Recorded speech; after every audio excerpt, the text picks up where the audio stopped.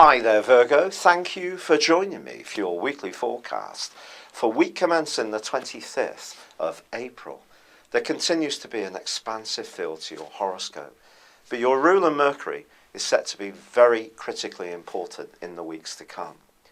Mercury is in that part of your horoscope that's to do with exploration, but on Thursday goes into the second of its annual retrogrades.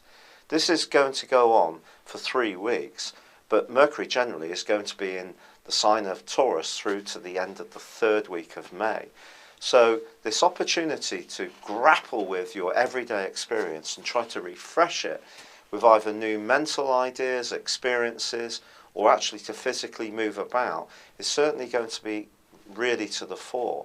But the retrograde suggests that there could be a need to monitor your communications and your mode of transport extremely carefully.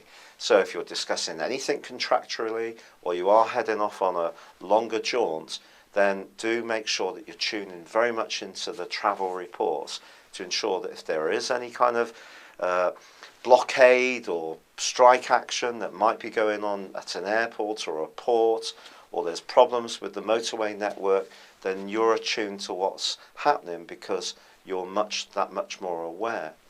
But of course we can't control everything with Mercury retrograde. All we can do is what's best for ourselves, and your ability to tune into the detail of things is certainly going to help to ward off some of the negativity. But because these influences are expansive, there may be part of you that's resistant to being quite as much into the detail as normal. So that's something you will have to grapple with.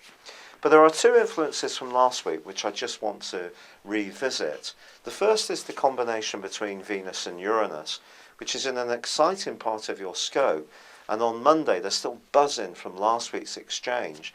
This may have seen you connecting with someone with quite a magnetic persona from a romantic viewpoint, or coming up with some imaginative money-making schemes. Now these 2 are going to prize apart from Tuesday, but Venus still continues in this very passionate zone. And if you do encounter someone this week who's very different to you, that could make your heart race that much quicker. The problem is that Mars still continues to clash with Neptune. This is going to go on until the early part of next month. This particular influence is a real trickster emphasis, because Neptune in your opposite sign is making you really quite idealistic when it comes to the type of person that you could be involved with romantically, whereas Mars in your 4th house can make you a bit more subjective in terms of managing your impulses. So it could make you a bit more defensive or niggly, especially now it's in retrograde. But the 2 together are about desire.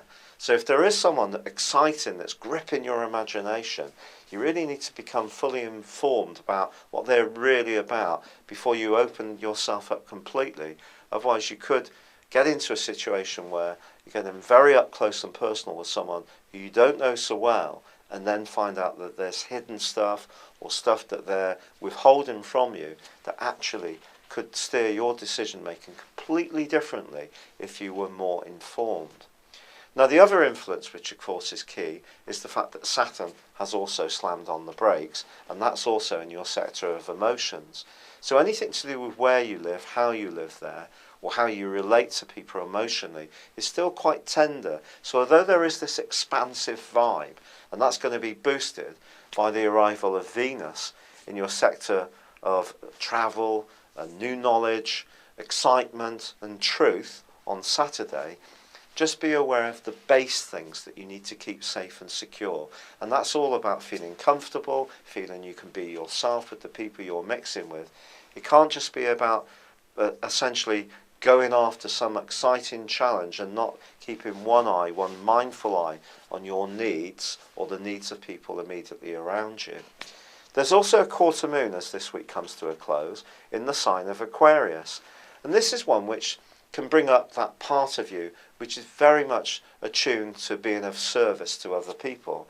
But the clash between the moon and the sun here could make you a bit resentful if other people always expect you to pick up the load, to always be the one who's conscientious just at a time when you're wanting a bit more freedom. So the trick here is not to promise anything that you could become resentful about, and be fiercely aware of your need to have a little bit more independence. That is still going to be strong, but at the same time stay conscious of the emotional foundations, be it physical, practical or emotional. It's been a real pleasure being with you, Virgo. Thank you for joining me. Good luck and goodbye for now.